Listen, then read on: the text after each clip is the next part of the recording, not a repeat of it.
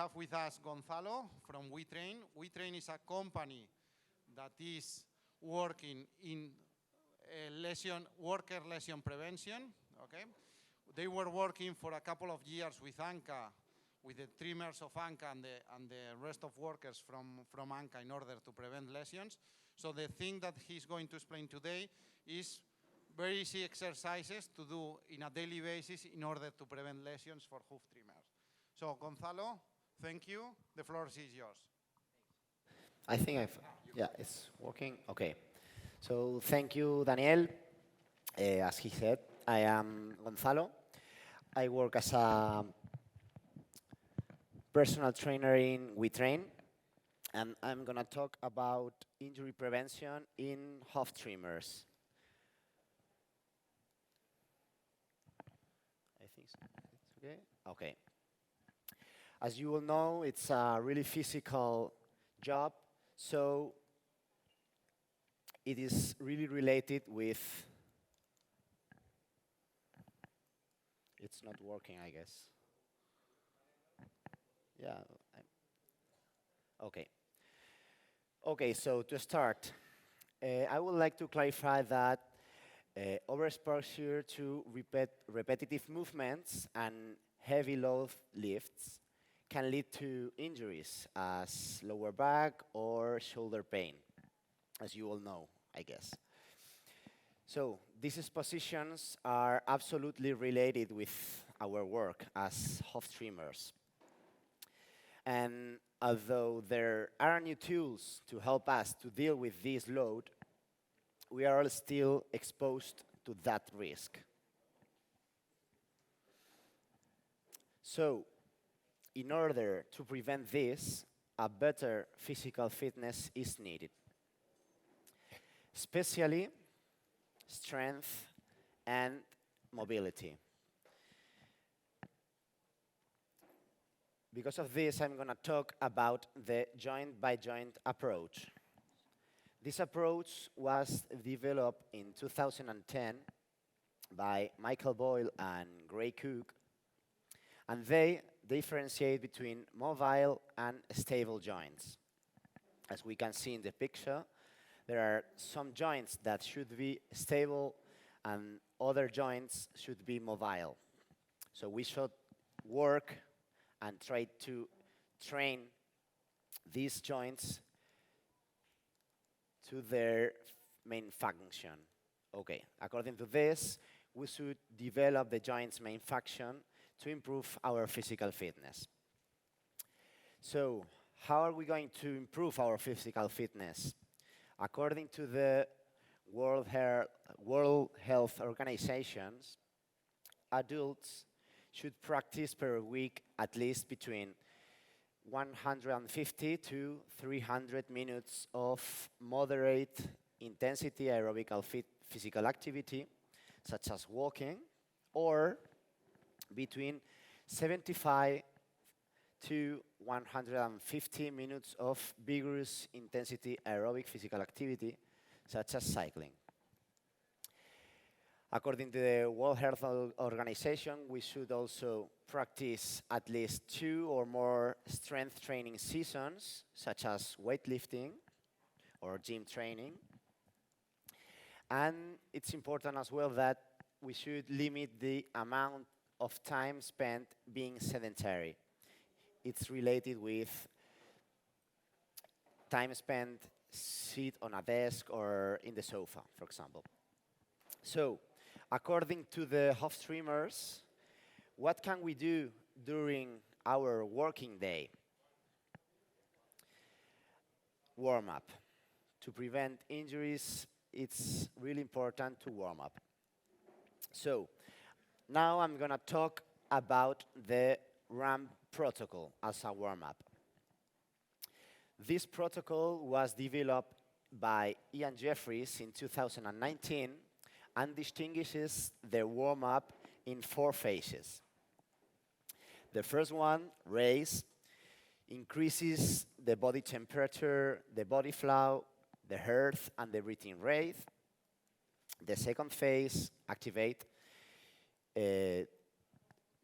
as the name says, that activate key muscles group for the upcoming workout. The third phase should be mobilized to mobilize relevant joints through full range of motion, focused on movement patterns which we'll be using during the workout. And the fourth and final phase is potentiate, to progressive force production through specific movements to the workout.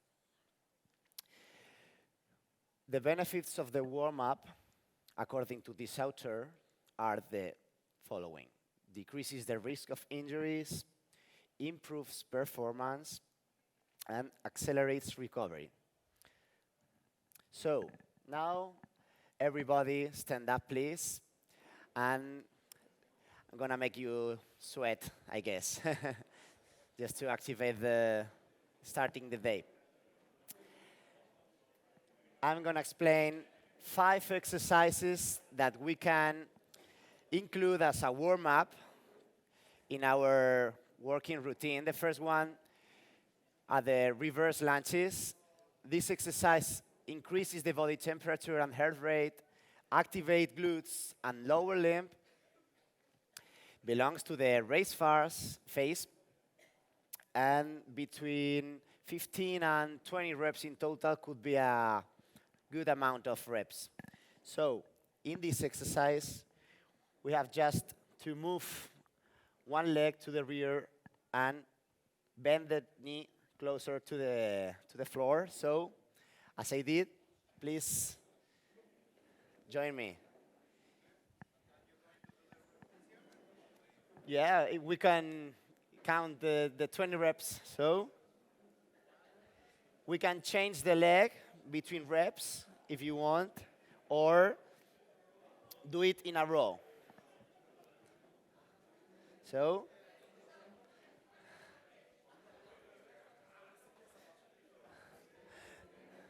okay, fair enough, fair enough. How is your heart rate now? Accelerate? Yeah? The temperature grew?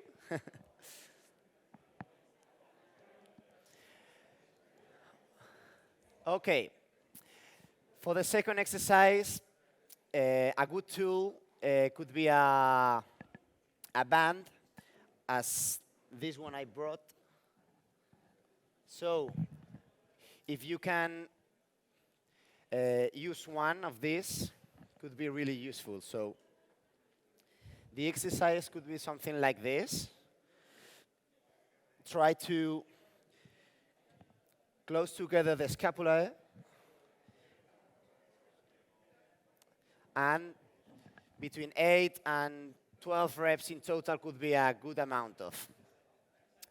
This exercise activates the upper back and muscles as lower trapezius and rotator cuff, and it stabilizes the scapula according to the main function. Belongs to the activate phase. This tool could be used as well in the third exercise, the shoulder circumduction, and it's as simple as this. We have to move slowly our arms from rear to front. Imagine that we are holding a band. Yeah, that's it. Perfect. So, something like holding the band from rear to front. So, this exercise mobilizes shoulders and upper back according to their main function and belongs to the mobilized phase. So between 8 and 12 reps could be a good amount of repetitions. For the fourth exercise, we can grab our chairs and just swing our leg from rear to front. Careful, please. Don't hurt anybody. So, Come on, guys, stand up and try. It's really important to warm up. But be careful. Okay, as you all can see in this exercise, we activate the lower back stabilization, mobilize the hips according to the main function, and belongs to the mobilized phase. Between 8 and 12 repetitions each side could be a good amount of. And the last one, the squat or deadlift, we can practice as well as with the chair, just grabbing it and trying to potentiate a movement that we normally use during the workout day. In this case, it's important to practice the movement daily to improve our technique, trying to maintain to stand our back straight with relative low load, not really much, between 5 to 10 reps, depending on the load. This one belongs to the potentiate phase, and could be the last one exercise in the warm-up. So now you all can sit down.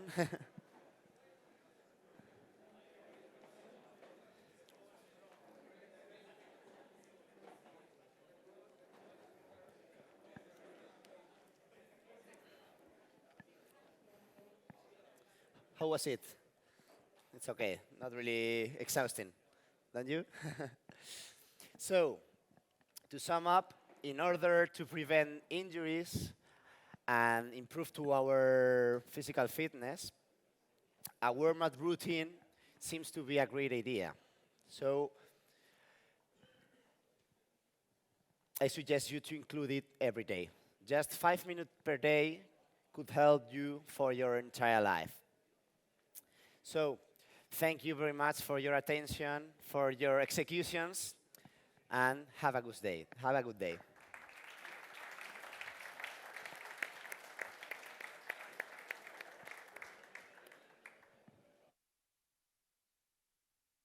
Thank you, Gonzalo. Do we have any question? We have time for questions. Okay. So let me do one question for you. About the warm-up. So we need to do 5 minutes per day before starting our work. Yeah, that's it. And it can be done just after breakfast, or that needs to be done just before starting your work? I mean, can you do at home, or should you do? Both are a good choice. I mean, the most important thing is to practice it. So the best way to include it could be as a warm-up before starting the day, but it's okay if you practice it along the day. So. Okay. Thank you, Gonzalo. Welcome. I don't know if my English is okay. It's okay. And what about the asymmetry that work brings with the Hoof working training? day? Yeah. In order to prevent asymmetries, we can train each side with the same load. I mean, for example, imagine that you have more strength in the right side because you are right than in the left. So in that case, I will train similar movements as the reverse lunges, doing one by one in a row. I mean, for example, starting with 12 reps for one leg, and after that, 12 reps for the other leg, in order to compensate that asymmetry. Because the grinder, you know, you have the grinder in the same end. I can hear you. You have the grinder in the same end every day. is just the same position. So the Well, stimulation yeah, of the muscles another idea, a good idea, could be change the position along the day. I mean, imagine you are trimming and you are always standing on the same bend, on the same knee, walking. Could be a good idea to change the leg to repeat the movement.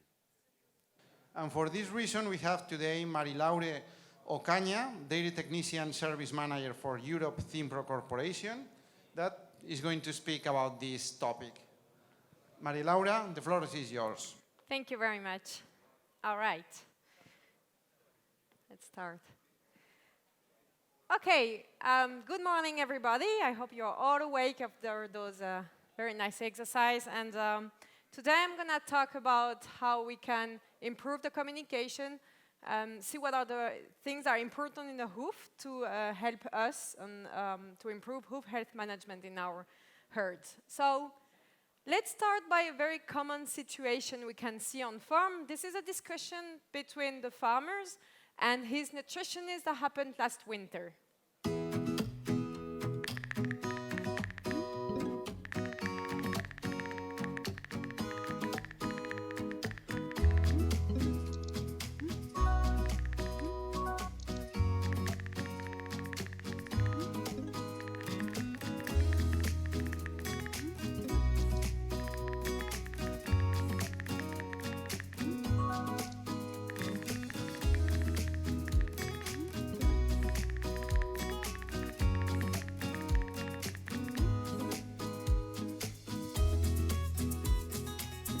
All right, so, well, first you'll notice that for some reason the nutritionist is always the first one to know about lameness issue in his herd, right? And here, what's going on? So the farmer is happy having more milk, but he also has more lame cows since this new guy came. And that guy said he has to talk to the nutritionist because he put more blocks. So what do you think of this situation? Do you think that the trimmer did probably something wrong? Who thinks that? Who thinks that the nutritionist did something wrong? Nobody's daring to say something. Who thinks the farmer maybe did something wrong? And where the heck is the vet in the story? He's never there, the treating vet. All right, so the reality is that we don't know, right? And we need more information to identify the problem and to see what's going on. So before engaging a conversation with the hoof and see what it has to tell us, let's go back a bit on the nutritional principle and see what a hoof would need to be of good quality. The goal of a nutritionist is to design a diet, which is represented by the dry matter intake, and that diet needs to cover the energy and then the nutrients that are for the milk production and for the maintenance of the animal, while keeping the animal healthy, so that's the immune function part, and also being able to reproduce. So that's a big challenge, right? And the split of the energy and the nutrient between the milk and between the other function in the animal, this is controlled by an endocrine regulation. And it's called nutrient partitioning, and it's actually very important to understand to raise the awareness of the farmer that he needs to do everything possible to keep the animal healthy so that the energy goes towards the milk and not towards any other function like the immune function, for instance. All right, so there are some nutrients that play a crucial role in growing and maintaining or healing the healthy leg and feet and claws. For instance, if I look at protein, those are hydrolyzed into amino acids, and some of amino acids, like the methionine or cysteine, they have a sulfur content.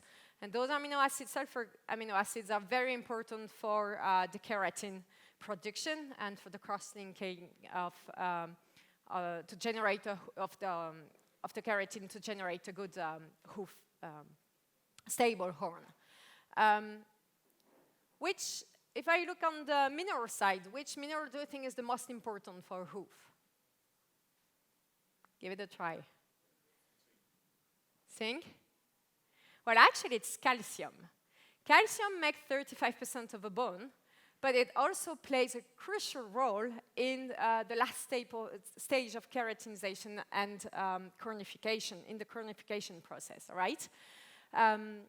If I look at the vitamins, this is essential for the epithelium skin and the bones, and probably the vitamins that you know the most is the biotin, that's a B group vitamins, and those are important for the cell-to-cell adhesion. So this is the cementic substance within a claw.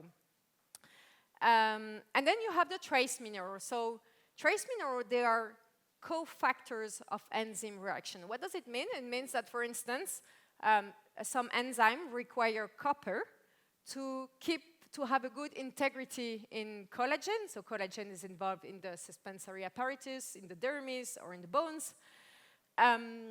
And copper is also required by some enzyme for the rigidity of the horn capsule.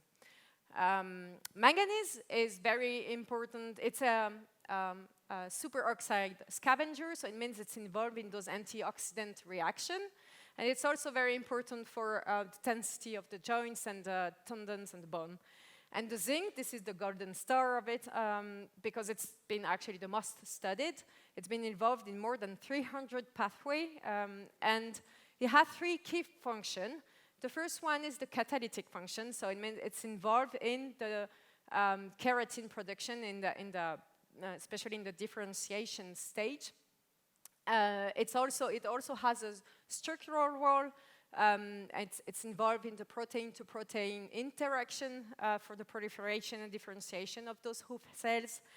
And the very last one is very important. This one is involved in a lot of immune function, and especially in bringing the energy for the differentiating hoof cells.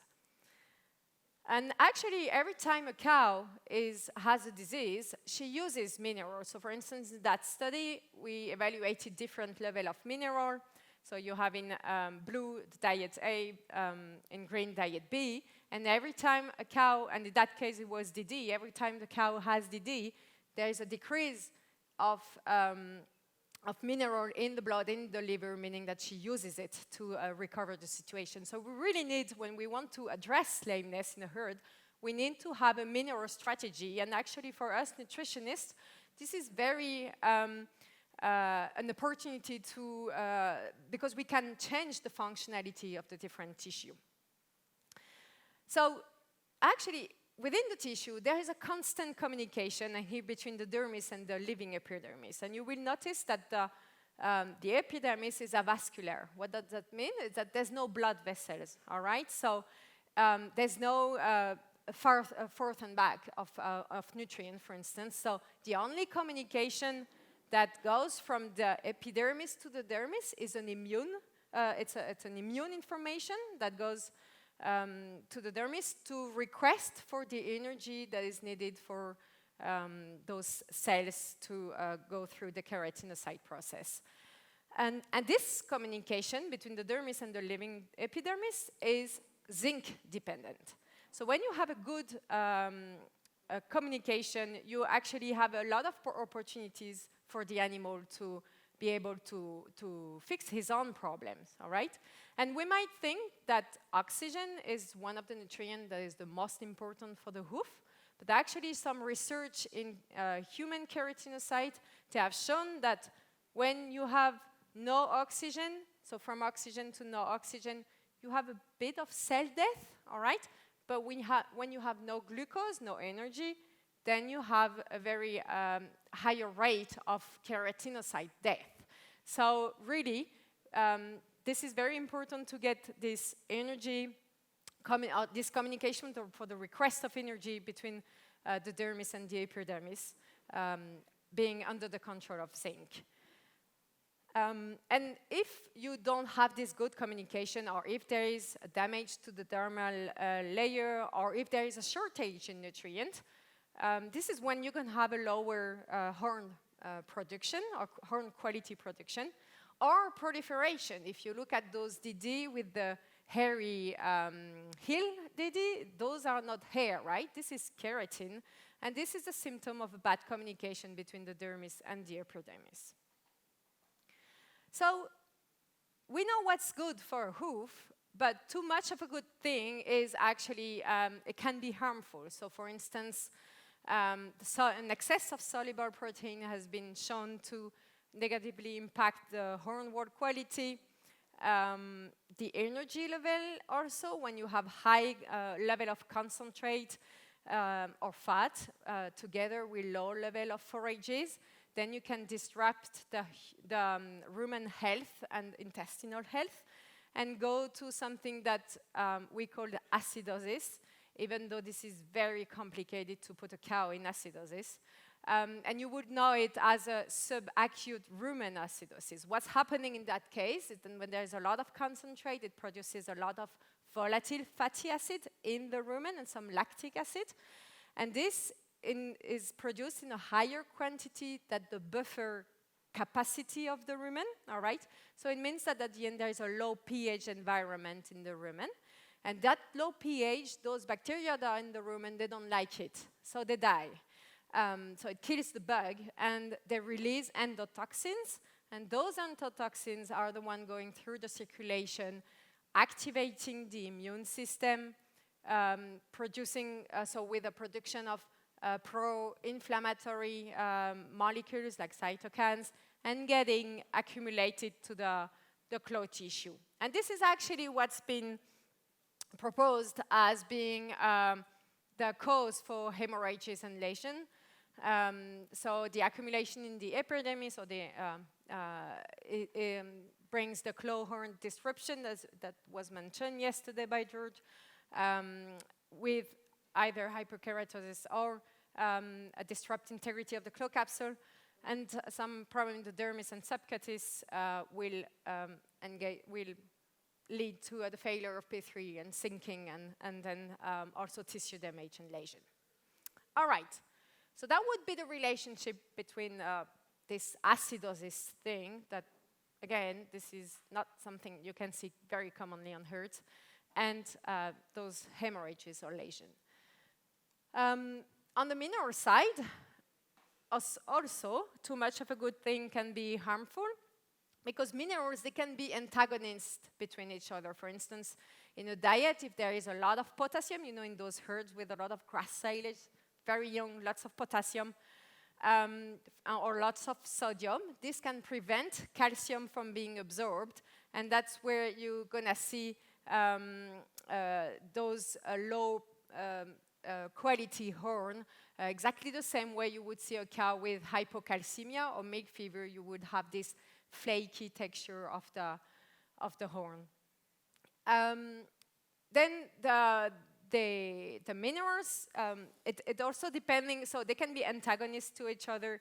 They can be also, for instance, chelators, if you have a lot of iron in the diet or in the water, because this is what you see the most. This iron will, for instance, prevent the zinc from being absorbed. And it also depends on the source of the mineral that it's used.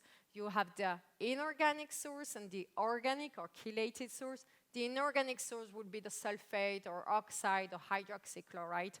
And those ones, and actually most of the chelates also, they are not stable in low pH, meaning that when they go through the rumen, they might stay stable, but when they go in the abomasum, they split, all right? So they arrive to the intestine where they're absorbed as a free metal, and they go through that inorganic pathway. And actually there is some regulation also to prevent metal toxicity in the blood. What does it mean? Is that when there is a lot, for instance, zinc in the blood, in the circulation, then there is a chaperone protein that will sequester the zinc in the enterocyte so that that zinc doesn't go into the blood. Okay, so there is a lot of things going on, and also that pathway is really busy. There's a lot of things that try to enter and blocks the absorption, so this is not really a very efficient way to absorb. But when you use a chelate like that is 1 methyl plus 1 amino acids, like our chelates at Zinpro, those molecules are very stable and soluble, and they actually use another pathway because they are recognized as an amino acids and not as a single methyl.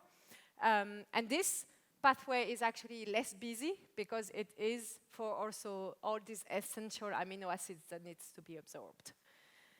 And research have shown that the benefit of feeding Zinpro chelates, and especially on hoof health, with a reduction of 35% in all type of lesion. And when you go on the field, you can also see those things. This is the latest research we have from Poland, from our colleague Grigosh, who went to identify or to score DD in over 12,000 cows in almost 20 herds for 5 years. And then in blue, you have healthy cows. In kind of pink, you have those acute cases. And in orange, you have those chronic cases. And some of the herd decided to use our Zinpro minerals. And he went back 6 months later to evaluate the results, and so you have the before and after every time for the 4 herds, and you have exactly the same results that we've shown in research, a reduction of 33% of digital dermatitis just by the mineral change. All right, so how do you feed trace mineral in your herd? There is several strategy. You can see on the market you have some injections are available. You have policies, or you have mineral feeds. But actually, the source that brings the requirement for milk and maintenance, the high quantity minerals, can only be found in mineral feed. And I put here the level that we would like to see in a lactating diet. And actually, probably you will see in your diets probably less zinc and manganese and more copper. But the new NASEM recommendation is tending to go towards our recommendation, so that's a good thing. And I also put you some other nutrient level. Probably most of the diet you will encounter, they fall into those range. But sometimes it's very difficult to balance energy and protein and starch level depending on the forages that we have on the herd. And, but there is some very small things that can make the difference, like the Zinpro mineral, but also maybe the content of magnesium or the content of cobalt, for instance. Here for the close-up diet, again, so besides the mineral, the thing I would really pay attention in those diets is the level of energy that we tend to have too high, especially in our current silage diet. And this is very important to be able to dilute it into straw. And often we also see a low protein content, and this is very important for the cholesterol synthesis, so we need to make the farmer aware that they need to increase their level of protein. And the DCAD level is also often too high, above 0, and this is associated with hypocalcemia and subclinical hypocalcemia. So those are the point of attention. You can have a look. All right, so now we have the perfect diet, all right? Do you think those cows are eating what we said on the paper? Not really, right? Because when you think about it, actually we are at least dealing with 4 diets. There's the diet that goes from the computer, that's on the paper. There's diet that you put in the station wagon and that is mixed. The diet that is unloaded and that is ingested in front of unloaded in front of the cow and ingested. And the diet that is digested, depending on the rumen environment. So, and actually, it is believed that it's not only about nutrition, right? About 50% of our lameness issue come not only about the ingredient of the diet, but also what's going on around it, the feeding management. So there are several things to consider. For instance, we need to make sure that the cows are not able to sort what we're giving, because otherwise they will go for the thing that is the most palatable, which is corn silage, and concentrate. And we just said earlier, we don't want those high energy diets. And this is very true for those close-up diet. I don't know if you pay attention, maybe Georgina mentioned it in your transition workshop yesterday, but those cows had a lot of straw in front of them. They were sorting the straw because the length was too long, all right? So it means that they don't get the diet that we designed for them.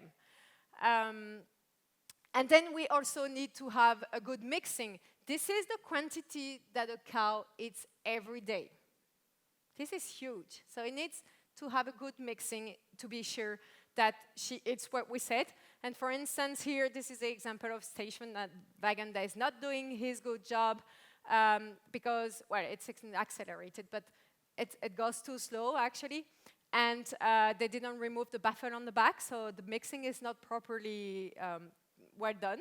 And it's too loaded, so at the end, you will notice here that it's almost not moving anymore, so it's not mixing. You can add some stuff, nothing is moving in there, all right? And we also need to consider, so now we have food in front of the cow, but we really need to pay attention to her social behavior. The cows like to eat together, all right? And also, they are very territorial. So if I'm standing here in front of my headlocks, I have no feed, and there is feed over there, I'm not going to go over there. I'm just going to wait for. And if there's nothing, then I'll go back.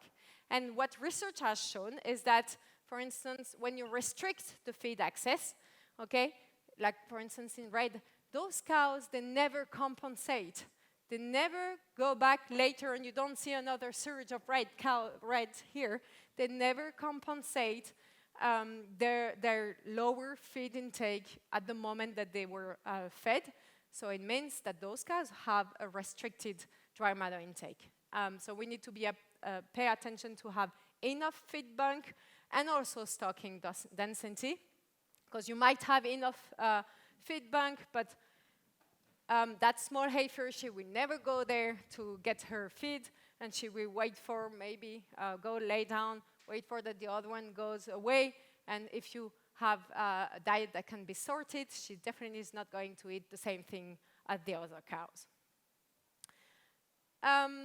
And why does it matter? Why is it important to look at dry matter intake? Because the dry matter intake limitation, this causes an intestinal epithelium damage, which means that the permeability of the epithelium is compromised, and there is more endotoxins and pathogens that are going through the epithelium, so entering the circulation, activating the immune system, and this consumes a lot of glucose, all right? And you remember I told you earlier, glucose is very important for the keratinocytes. But actually, this is not, and this increases the level of inflammation in those cows. But inflammation is not only related to the dry matter intake, it's also related to a lot of other things. For instance, a fat cow, that was already said yesterday, a fat cow already has a high level of inflammation, or a cow that is under heat stress already has a high level of inflammation, and actually this is what is believed to be the reason for those hemorrhages and lesions. All right, so when do you think we have all those conditions? When is the inflammation the highest in a cow? I think we talked a lot about it already yesterday. Around transition, right? This is the best combination of all the factors. They have a low dry matter intake, a shortage in glucose, because there is a lot of things going on, and that glucose goes for fixing or like fueling all those metabolic changes. This is where we have the lowest calcium availability. So, if in addition you put her into heat stress and she's already fat, that gets complicated for that cow, right? So, and of course, the acute level of inflammation is very important because this is what helps for adapting the metabolic changes. But we really need to remove or to try to reduce all the insult around it because otherwise the cow will enter a chronic or elevated level of inflammation that she cannot cope with anymore. And that's how we create lameness. All right? So, and what type of lesion, what type of lameness? Well, it depends on the environment. If after calving you put her on an environment where you have an excessive standing time, that is more likely she's going to have a sole ulcer. If you put her in an environment where the facilities is not adequate, this is more likely she's going to have a white line. And if you put her in an environment where hygiene is not good, then you have more likely to have DD. This is very summarizing, but that's the main point that we need to remember.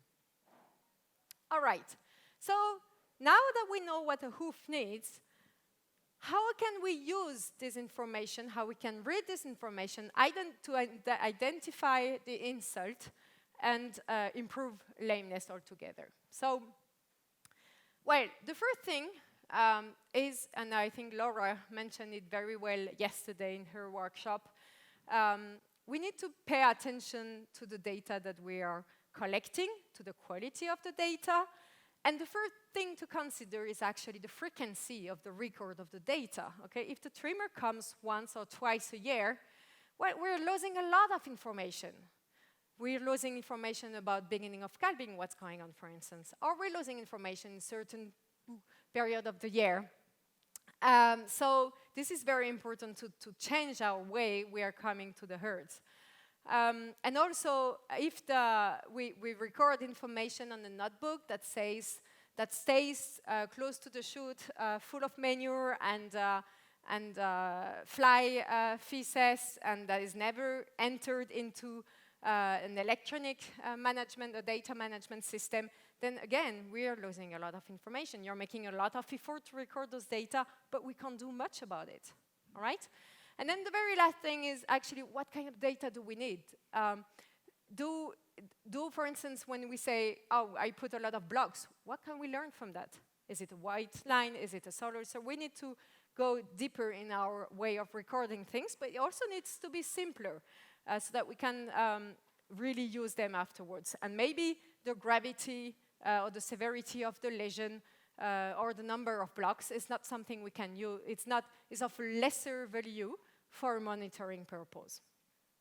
So, because then we really need to engage a conversation with the hoof, because he has a lot to say, and we can look at the color, the length, the thickness, the type of lesion, of course, and we have designed that field guide that you can find at the break in our booth with Viola. And this is made for untrimmed back feet evaluation of a lame cow.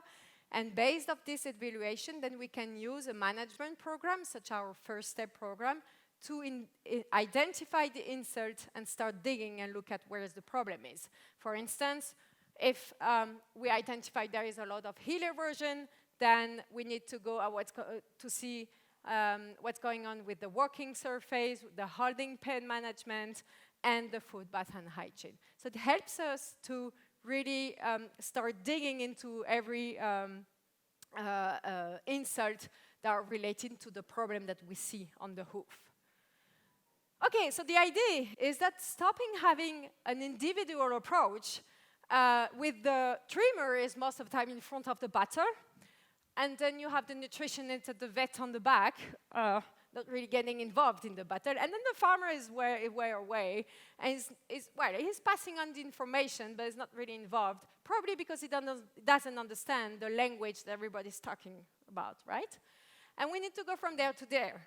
Having the hoof trimmer, the nutritionist, and the vet all around the table, and if I can make the parallel between the dermis and the epidermis conversation, you guys, trimmer, you are the dermis of the team. You are bringing the nutrient, the information, because you understand the hoof, and you can bring that to the team so that we all find the value and we can help identify the problem and going further. And the farmer needs to be back in the conversation and really understand what he's doing and also sometimes what he's doing wrong. So let's just very fast troubleshoot the situation I presented at the beginning by recording data and having a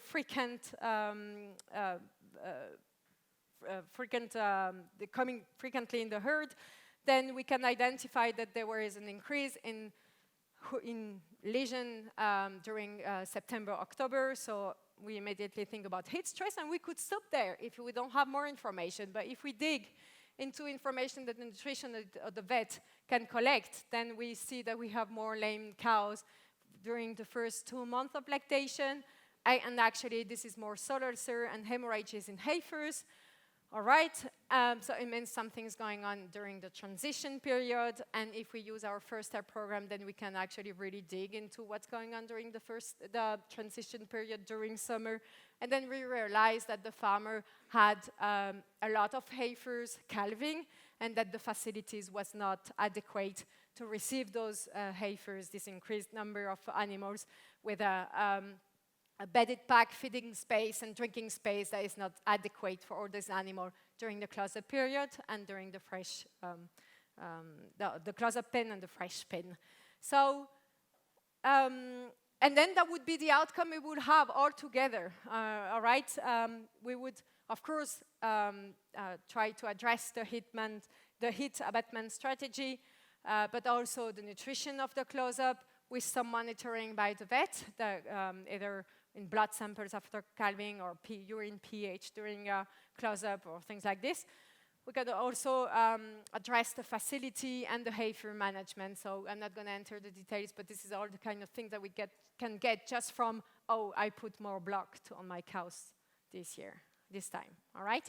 So really, the hoof has a lot to say about its color, thickness, way of growing, the hair or not, and you guys, the hoof trimmer, is the one that understand that conversation and need to translate it to the people that don't know shit about it. And the whole team can help identify the management and the feeding insult, nutrition or feeding insults, and put back the farmer into the conversation and involve him more than what he's doing today.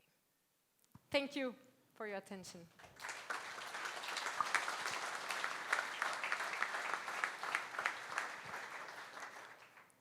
Thank you. I am glad to introduce Laura Randall. She's Clinical Assistant Professor in Human Health and Welfare School of Veterinary Medicine and Science at the University of Nottingham. And she's the director as well of the Register of Mobility Scorers, ROMS. And this is the last topic that we are going to discuss today. We are glad to have Laura on board because they started in the UK, but step by step they are internationalizing their system. In fact, we have, from the Spanish and Portuguese Association, we have several scorers registered on the system. We are doing trainings and we are growing this system in Spain and Portugal. Thank you, Laura. Thank you very much. So thank you as well to the conference organisers for the opportunity to come and talk to you today about this. So I wanted to talk really about what we've learned in the UK from establishing a register of mobility scorers, so a register of trained people who can mobility score or locomotion score cows. So I wanted to cover off a bit about what is ROMS, what is the Register of Mobility Score, what are the aims of it and how does it function, how was it set up. I'll talk a little bit about the journey that we've been through, how it was established, how it's developed and grown, as well as some of the learnings that we've definitely taken from having been going through this process in the UK. I'll talk a little bit as well about sort of what we're thinking about in terms of the future and where ROMS is going from here.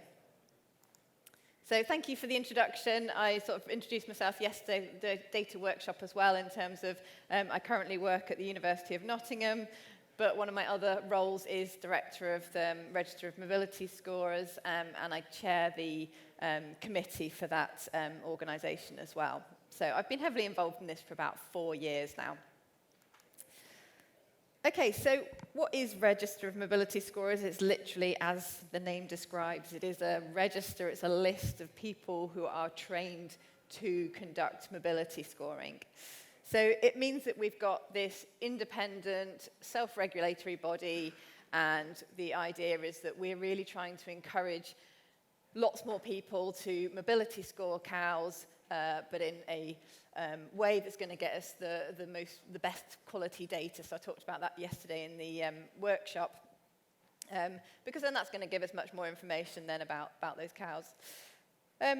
We know that if farmers are going to be scoring their own cows on their own farms, they tend to underscore, so there's a real benefit here from having someone independent and going and doing that mobility scoring. So we then know that we've got these members who are trained and accredited to a set of professional standards. So just to kind of explain the rationale for why the register was set up in the UK, it was actually more the driver was from the audit side of things. So this is kind of like going onto farm and doing health assessment, collecting that data. I'll come on to why that was important. But actually, the other aspect of this is very much that this having people independently trained, going onto farms, getting good lameness data does help us with this sort of lameness detection and really pushing towards early lameness detection. So I showed this slide to some of the groups yesterday. I don't think we got to it with everyone. But in terms of lameness detection, what we're actually trying to do here, we're trying to identify which cows are going to benefit from treatment. So which cows have potentially got lesions, which we can go ahead and treat. And from the research, it's very well known, very well established now, that the earlier that we detect those lame cows, the earlier we pick their feet up and we treat them effectively, then the much, much better chance we're going to have of cure rates and less likely for those cows to recur and to have our repeat chronic cases. So that's become a really important driver as well for us trying to encourage more mobility scoring in the UK. And this is from one of these papers that really highlights that mobility scoring should be used to empower producers to recognise the early cases of lameness. And this is all about improving the welfare of the animal as well as the profitability of the unit. So it's harnessing all those really positive benefits that we can get from treating these cows early on. In terms of how we go about doing that lameness detection, I'm not going to take over from George's talk, which is next, which will very much cover the automated method side of things. What's much more relevant at the moment for us from the ROM side is this visual assessment. So in the UK, we have an industry standard that everyone's adopted of using this, we call it the AHDB mobility score system. So this is a 0 to 3 system where your 0s and 1s are considered non-lame, although a 1 is an imperfect gait. Our 2s and 3s are considered lame, so with increasing severity from a 2 through to a 3. So this is, as I say, an industry standard, so this is what's sort of expected that everyone will use, and having that consistency of scoring system used by everyone really helps again with collecting good quality data, getting that information back to the farms. So from a ROMS perspective, this is about trying to promote the training to use this mobility score system, so everyone's using it in the same way. And the benefit of that is that we can use this system to really push that sensitivity. Again, I was talking about this yesterday in the data workshop, towards this early detection, so looking for these early lameness, mildly lame cows and addressing whatever needs to be addressed in terms of lesions on those cows. So that's what we talk a lot about. But as I said, probably one of the primary drivers for why we set up the register was actually to do with the audit and health assessment side of things. So this was driven a lot by producers who've got aligned milk contracts. So we've got a number of large retailers and milk processors in the UK. And as part of their requirements for having a milk contract with these processors is that farmers have got to provide mobility score data.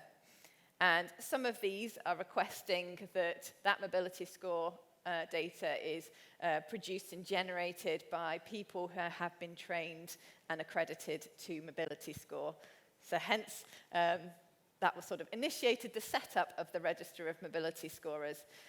So this means that on a regular basis, that data is being collected and it's being submitted to the milk, to these retailers, and they'll be using that as part of their sort of quality assurance for those particular farms that are contributing to their milk pool.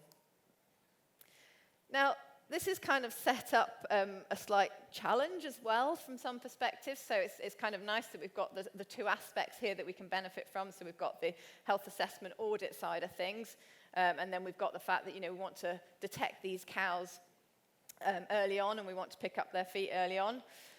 But actually that can take us in two separate directions in some ways, because with the audit, can be the perception that actually these farmers are going to have some sort of negative consequence in terms of finances and economics and penalties according to their contract from if more lameness is going to be picked up on their farm. So that's something that we've very much had to try and manage in the UK, because we really do want people to be scoring sensitively for the early detection side of things, but equally don't want any farmers being penalised.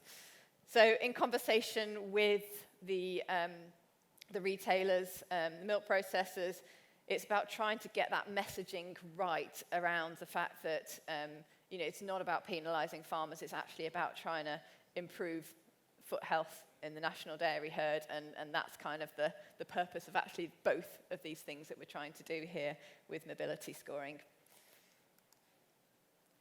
Okay, so just to kind of go on to some of the aims of ROMS and how it works. This is kind of the overarching aim, which we're all here to talk about today, is in trying to improve the mobility of our cows. So in the UK, it's the mobility of the UK national dairy herd. And we're trying to do that by setting up this register, as I said, of accredited scorers, and everyone's going to be adhering to the same set of standards. They're going to be conducting that mobility scoring in the same way, using the same system. We've also got a role from ROM's perspective of promoting training courses. So we don't deliver the training courses ourselves. We work with people who are delivering those training courses, so they are approved trainers, so we're involved in that process of approval. But people who are going to become registered mobility scorers will go to external course providers to receive that training. And then once they've received that training and gone through the process, they can sign up to the register, and that's essentially, as I say, the core part of what we do at ROMS. The final aim here is kind of a little bit broader in terms of trying to support the improvement in mobility by improving the quality of the data, as I said, and that data that goes to both the producers, the farmers, and any of their agents involved in looking after the health of those dairy cows. And as I say, using a standardized scoring system. I think one of the other important things for us as well has been this last one here of trying to really engage with the industry and any stakeholders. As I said, that's been important. We're trying to get the messaging right with sort of the potential conflicts between audit versus early detection. So it's really important for us to stay active in those conversations and part of that. So I mentioned these professional standards. So just to be clear on what they look like for the UK, we're talking here about independent mobility scores, as I said, and that is using the knowledge gained through attending these approved courses, and as I say, using this 0 to 3 scoring system. Now, once you've become a member of the Register of Mobility Scorers, it doesn't sort of finish there. There is then an annual re-registration process, and we have calibration testing that members have to do when they first join the register, and they then have to repeat that on an annual basis. And that involves looking at a set of videos, so watching a set of videos of cows walking and scoring those videos, which will then be, you'll then get a score and you can pass the test essentially.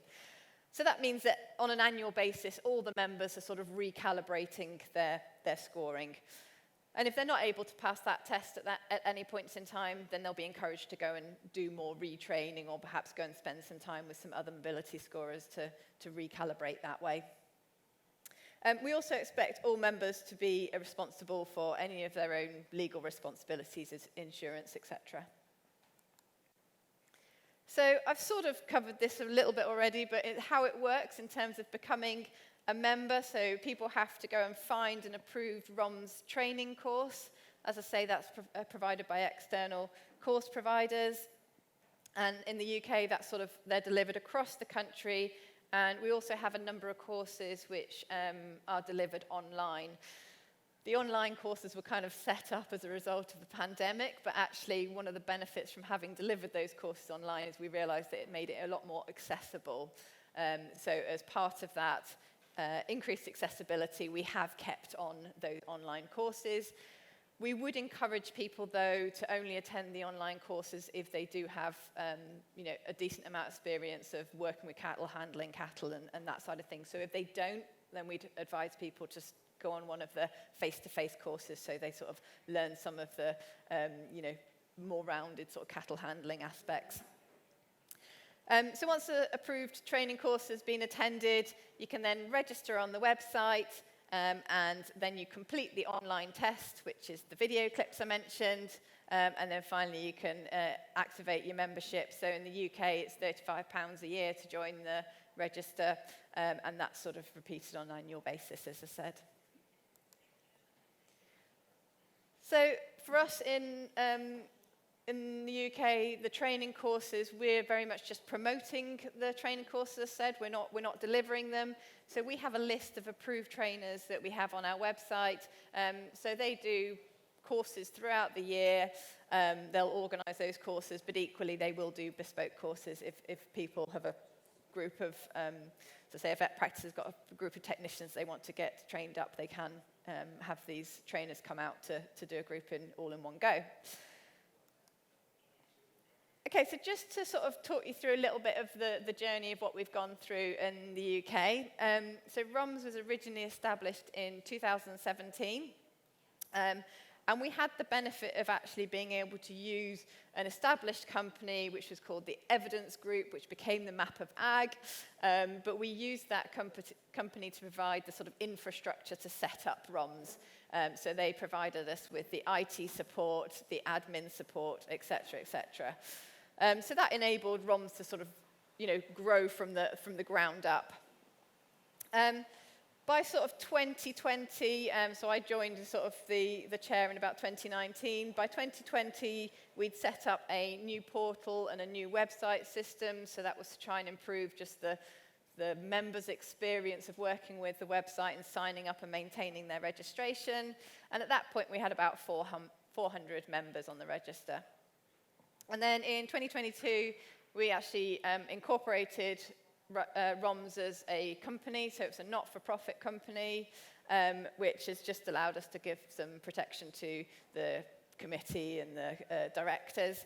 So we now have 6 directors. We're actually currently recruiting to the committee as well, just to bring in more people, fresh ideas, and more resources in terms of time availability.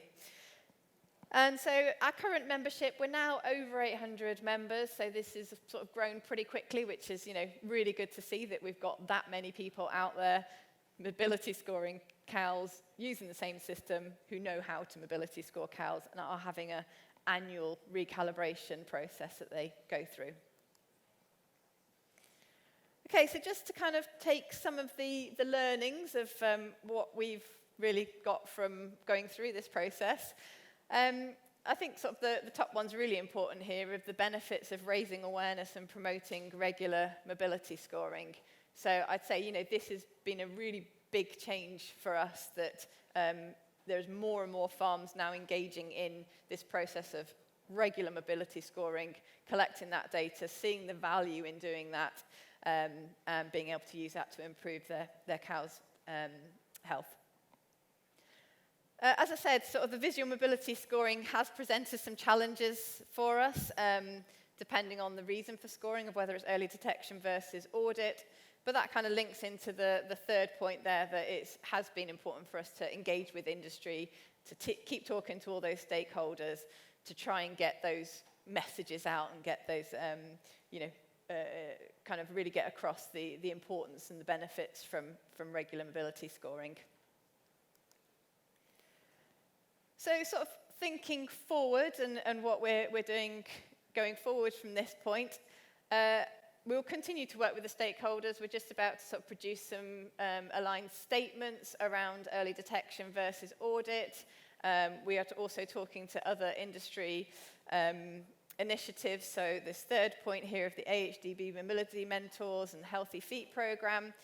Those are two initiatives in the UK which we already link up with. So ROMS training is part of becoming a mobility mentor. So that's where people are trained up to go around and talk about investigating, tackling lameness on farms. And so all of those people will have to have done their ROMS training. So we work very closely across the industry, and we all have various positions on other committees to make sure that we stay engaged in that process.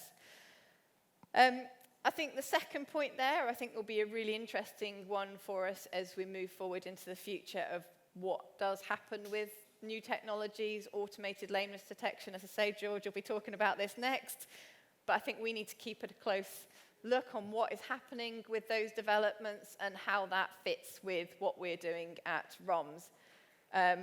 I genuinely believe that visual mobility scoring will always be a part of what we do, regardless of how the technologies develop and what the uptake is. So I think it'll always be an important part of it, so there'll always be a role for ROMS. But even now, we're having questions from companies, commercial companies which are putting these automated detection methods on farm to say, well, how do we match this up? How do we align the data that they're generating with a mobility score or a ROMS mobility score? So we're going to have to keep working with the industry to decide, how we make the best of that for everyone's benefit. And then the last point is something that we've been working on over the last sort of year or so, really looking at internationalizing what we're doing at ROMS, so really just trying to not reinvent the wheel elsewhere, but take the learnings from the UK and take that to other countries, and developing a register of mobility scorers outside of the UK. And so that leads me on to my last slide here, which is a collaboration with APPB.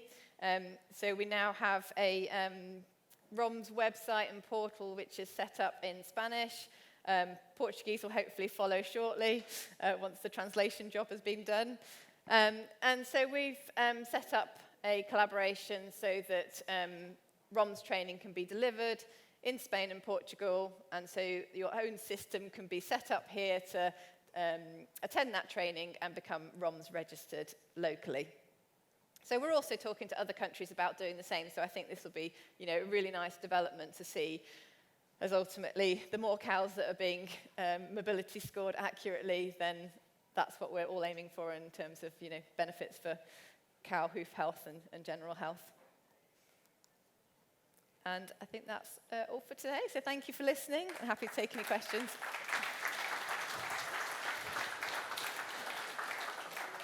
Thank you, Laura. Impressed that the second day we are 5 minutes ahead. So, we can make questions. Questions for Laura. Okay. You have questions? I have one question for you. We have a lot of associations here, hoof trimmer associations. Based on your experience, what kind of business the hoof trimmer associations can generate for their members based on this kind of scoring? So I think it's trying to engage as many people as possible in becoming trained in mobility scoring. So whether you're a hoof trimmer, a vet, or a vet technician, or whoever, I think if more and more people can get trained up, or even the farmers themselves, the producers themselves, everyone joining the register and having that training and that ongoing calibration every year, I think that's the benefit then to who you're working, the producer you're working with, because ultimately that's going to benefit the cows. I think that this scoring for a hoof trimmer or for a hoof trimmer company, it can be a model of business. It depends. I mean, a direct model of business. Yeah, I think it depends on sort of the charging systems that you end up doing. So in the UK, I mean, we have a lot of sort of veterinary technicians who are signed up to register mobility scorers, who will, that the kind of business model is through the veterinary practice. But I know sort of in Spain, the business models are different to the UK anyway in terms of how veterinary work and veterinary practices work. So I think it could, it can work the same, but obviously it's just a different setup here. Okay, he's professor of cattle health and welfare at University of Liverpool. Before going to the UK, he was managing a farm of 600 cows in Greece. Then he went to Cornell, and finally he finished at Liverpool University. George, very welcome. Thank you. Thanks again, Daniel, and everyone for being here. So I think it was great planning to have Laura talking before me. So Laura spoke about mobility scoring, early detection for lameness, and focused more on humans doing this. And I would agree with her, like there will always be room. I mean, technologies can replace some of the work we do. Human scoring could also be an excellent option. So my talk is following to this, and I will focus more on automatic lameness detection, and then share some thoughts on how can this maybe help us on farm, can it make a difference. I think Laura already saw that. I think that's really key, something to really keep in mind, that early identification and treatment of lameness is one of the greatest challenges in lameness management. Many people that work with lameness are doing research with lameness. You guys hopefully share this with me, this opinion. And it's not just an opinion, there is actually some good research. That's a nice example where a herd was randomly allocated in either just being left to whatever the farmer was doing to detect lameness, which sometimes is, oh, some really lame cows are in the back and that's the lameness we have, but we want early detection, and that's where this human mobility scoring that Laura was describing would help. So half of the herd then was mobility scored, enacted upon this mobility score, so any cow that was above this score 1 would be treated immediately. And what they saw there was that the blue line here is the treatment group that was getting this frequent mobility scoring and treatment immediately after we picked a problem. And in general, they maintained a lower lameness prevalence comparing to the treatment group that was getting more lame. And one thing they observed was that the control group that was not getting the action on mobility scores, it would take roughly, I think, if I remember correctly, 1 month between a cow actually going lame and the farmer realizing that this cow is lame and doing something about it. And that's where this mobility scoring can be extremely helpful. Laura covered that really well, so I'm not going to talk about humans doing it. Some issues about humans doing mobility scoring, and I already made the statement that I think it's super useful and it will still have a place, but with all things there are pros and cons. So some possible issues with humans doing mobility scoring. It can be labor intensive. If you have large dairies, you need someone there to score cows for several hours after milking. Sometimes, especially again in large dairies, maintaining the consistency becomes a challenge because it's just exhausting, just standing there. I have done this. People in my group for the research we do for these projects on automatic lameness detection have done lots and lots of mobility scoring, and we talk and they're very hardworking, but they will tell you that sometimes it's just really hard. 2,000 cows, 6 hours, scoring, trying to get the IDs right, so there are some challenges there. And then also, obviously, the UK is doing a great job. We have more and more appropriately trained people to do this, but it could be a challenge sometimes to have enough people that can go out and do it. So having a system that will do that for us could offer some solutions. And there is a lot going on in this field. A lot of it is still in the research side of things. And I think it's really important to look at all these different systems and see how they perform and how accurate they may be. That can get a little bit complicated. We humans are not perfect either, and I have some examples here. That's like a different group in Newcastle that has just published a study on using these deep learning approaches for lameness detection with cows walking and a camera, like getting video images of them. They actually showed their performance estimates were pretty promising. And what these artificial intelligence approaches do is they train a computer to put all these dots on the cow and follow these dots and identify patterns and try to predict differences between healthy cows and lame cows. And that's where I'm already mentioned it's artificial intelligence, I think, coming into this automatic lameness detection approaches will make a huge difference. And when I started working with this automatic lameness detection research, I started even like getting a little bit more interested in artificial intelligence. I came across this book that doesn't talk about cows, it talks about use of artificial intelligence on all other aspects of life. And it's really impressive, scary maybe, and very interesting how quickly artificial intelligence can like get better with doing certain things that we may think is impossible, like winning against the best chess player in the world, or like even more complicated things. I'm sure you've all seen that it is in the news and something discussed a lot. From this point on, my talk will focus, so I have this slide here. This is a company called Katarzyna that got into this game of automatic lameness detection using artificial intelligence and came to me very early on when they were like a small startup with this idea and wanted to develop this product.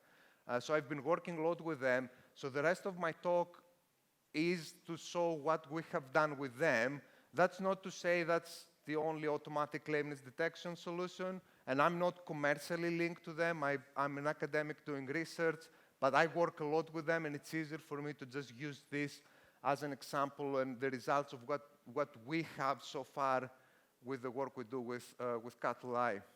So that's an idea of how Katarzyna works. That works with cameras that are on top of the cows. As the cows, they walk under the camera. You see again the same idea. They place these dots. I'm not smart enough to do this artificial intelligence thing. I'm just doing the vet work and the lameness work. There are some really smart computer science people that do all the AI work. But we work a lot with them. And one of the things they focused a lot on was to use very simple technology. So 2D, cheap cameras. So they're not using any fancy cameras, expensive equipment. You don't need any tags or collars. The cows just walk under the camera. It could even just do that and identify the cameras on their patterns. It gets a bit more consistent with the ideas if you link that to an RFID reader. So that's the most advanced hardware that you need to use would be this RFID reader. So as I said, we've been doing quite a lot of work with them, and one of the first things they asked us to do, we did help them in the very beginning, even with training the technology. So the way artificial intelligence works is to get what they call the ground truth data. So they need thousands and thousands of video images of cows that walk, and some of them are healthy and some of them are lame, and they need someone to tell them, to tag these cows and say, well, this cow we think is lame, this cow is healthy. So they got that from our group. They got that from other groups too. So they collected a lot of information, developed this artificial intelligence algorithm, and then told us, that was a few years ago, we think we're ready, we have something that is working, let's do the first validation. So that was the first study, and that was published now. It's published, it was out, you can like read the whole paper, and it was to look at how well Katarzyna was performing on 3 farms to detect lameness prevalence, so the whole herd, what is the percentage of lame cows in the whole herd, but even more importantly, to start looking at how good it is comparing to humans at identifying cows with certain lesions that we expect them to be painful and we would like to detect them so we can intervene. We had, as I said, 3 farms. We had 2 very experienced lameness researchers doing the mobility scoring. And cattle eye did not get our scores throughout the study, and they were not getting the cattle eye scores. I was the only one that I would get both as the study was happening, keeping the data secured somewhere without looking at it. And when we were done, we said, okay, let's have a look and look at how well the system is performing. So we did this initial validation was 6,000 scores performed by the main researcher in this, the main assessor 1. We had some foot lesion records, and then we had 2 mobility scoring sessions by 2 humans and cattle eye. We had the simple agreement between cattle eye and this assessor would range around like 82 to 88%. And when you look at the lameness prevalence, that was all these different sessions we did. So say, for example, here on this farm, on that date, on black is the lameness prevalence we got from the human. So we got 15% lameness prevalence from the human. We got 15% lameness prevalence from cattle eye. We also had some sessions where they were not that close, so there was a little bit of a difference in some sessions. But overall, we felt as an initial validation that we were getting very similar lameness prevalence, whether we used the human or whether we used cattle eye. When we looked at agreement between humans and cattle eye, that's probably a complicated table here, but the main message from here is the agreement between cattle eye and one of the humans was not perfect, was what we would call like moderate agreement, but that was the same when we looked at the agreement between the 2 humans. And these 2 humans were like researchers in my group, trained in the same way, ROMS accredited, very experienced. So to me, that was already telling me that cattle eye is performing like a trained human scorer. When we looked at the lesions, that initial validation, that was a very small data set, but I thought it was interesting to include these lesions that we would hope to detect that they're painful, sole ulcers, severe white line, toe ulcers, M2 digital dermatitis. And the accuracy of either the cattle eye or this experienced human assessor in detecting these lesions was the same. And actually, cattle eye was a bit more sensitive. It was a bit less specific, and when compared to the human. So this specific thing, I thought that looking more into comparing humans and cattle eye or any automated system against lesion data will probably help us understand even more whether these automated systems can help or where they could get better, and where humans should also maybe get better or accept that there are limitations with what we do. And that led us to this larger trial, which I think is more important. So building on this early work we did with cattle eye, we applied and we got more funding to do more work with them. So we've done a similar study to what I just showed you, this early validation, but on a much larger now data set. So we have 8 farms, we have 29 mobility scoring sessions, 27,000 mobility scores, and we have, very importantly now, we have almost 1,000 cows with lesion data. So we picked their feet up and we were there looking. It was the lesion data, again, the same person next to the cow recording consistently, not messy, handwritten records from various people. Very consistent lesion recording on 900 cows to look at how accurate either my humans or cattle eye is at detecting certain lesions. So what we get now with this much bigger data set, we still get pretty decent agreement between human and cattle eye. So this wet coefficient, 76 to 83, would be a decent agreement for a test like this, I would say. And it's usually what you get between humans, and we usually use well-trained humans. My hypothesis is if we start using humans that are not as well-trained or they're not working together, we may even get lower agreement between humans comparing to the agreement we get at the moment between cattle eye and my very experienced researchers. When we looked at the lesions, this is looking at detecting relatively severe lesions, so soil ulcers, again, severe white line, M2 digital dermatitis, and so on. As you can see, very similar accuracies. And in this scenario now, with a bigger data set, we had a bit better sensitivity with the human and a bit lower specificity. But again, the overall accuracy was very similar. There is variation between farms. So we have some farms where cattle eye is performing a lot better in detecting certain lesions, and some farms where it's not performing as well. But that is the case even for the humans. So in some farms, the humans, their mobility scoring is more sensitive to detect certain lesions, and we think that could be down to the environment and how the cows walk outside the parlor and the setup, and we're looking a lot, we're still doing a lot of work on this, and we're collecting more data. But to me, that's again still very promising results to allow me to say that this automated system, this camera where the cows walk under it every day, can mobility score like a well-trained human with its imperfections. When then we went into this data set and we looked a little bit more, and we tried to include lesions that are less maybe severe and maybe harder to detect. We already know, Dorte was talking about digital dermatitis detection yesterday.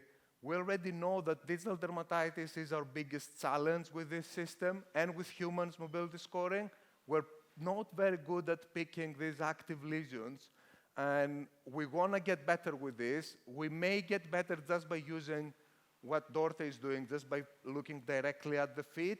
I don't know if we will achieve really good digital dermatitis detection with the cameras just looking on top of the cows, or humans. We haven't managed to achieve that with humans. When we used these data sets with the cows that had less severe lesions, we also looked at the cattle eye data more intensively. So all I've shown you so far was comparing the human mobility scoring with the cattle eye mobility scoring the week the human did the score. So we were getting an average cattle eye score from the week. But the cattle eye data, the beauty of it is that it's a lot more than that. You get daily scores for over a period of time. So we started now looking at this large data set and the daily scores. And we went even a month ago and we played with average cattle eye data, the maximum or the minimum or percentages of high scores. This is just examples, and we're still, as I said, we're still looking into this. The main message from this is that by changing our cattle eye thresholds, so cattle eye, I should have mentioned that, cattle eye, what it does is it gives a score from 0 to 100, and then we turn this into a mobility score. So 0 to 25 would be your 0 cows, and so on. But we can also use the 0 to 100 scores, and we can play with our cutoffs. And say we have a farm that wants to be more sensitive, and that's what I would like to be, more sensitive. I want to pick more of the problems early on. We have achieved, the best scenario here, we have achieved the 60% sensitivity in detecting these lesions by changing these thresholds, which we've never achieved with our humans. If you want to be more specific, so that means that when I pick a foot up, when I get a cow sorted, it's most likely that she has a problem, and I'm not spending my time with cows that don't have problems. We've achieved very good specificity, 91%, which again, I don't think we've ever achieved with our human scorers. We went 2 weeks back, we got again the same story, playing a little bit with the thresholds or with how we look at the data, we can achieve different sensitivities and specificities. Even with these milder lesions, we can achieve sensitivities that we don't get from humans by changing the way we look at the data.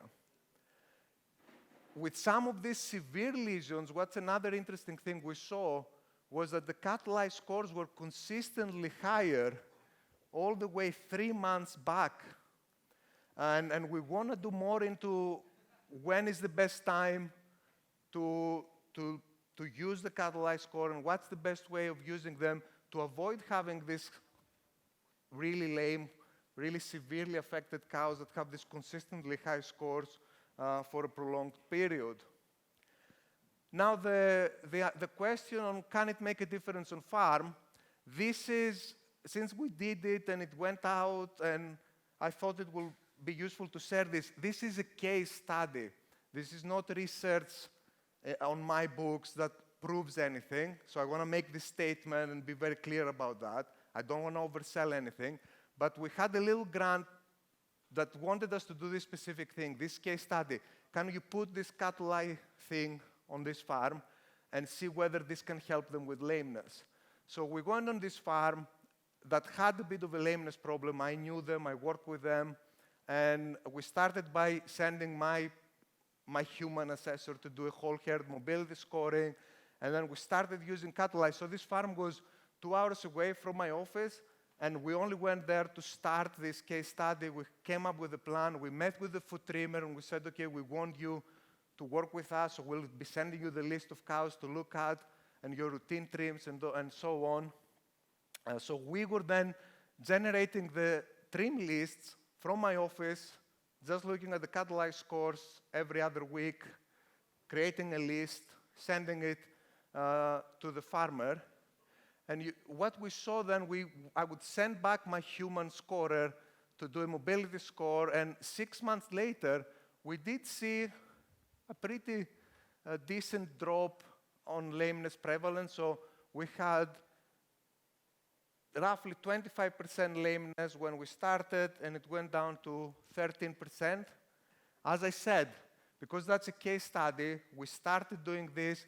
We did it for all the cows in the farm. That's not proof of anything. It's just an interesting to me concept that, at least in this scenario, going in, using the cattle eye, working with the foot trimmer, sorting the routine trims and all that have made the difference on this specific farm.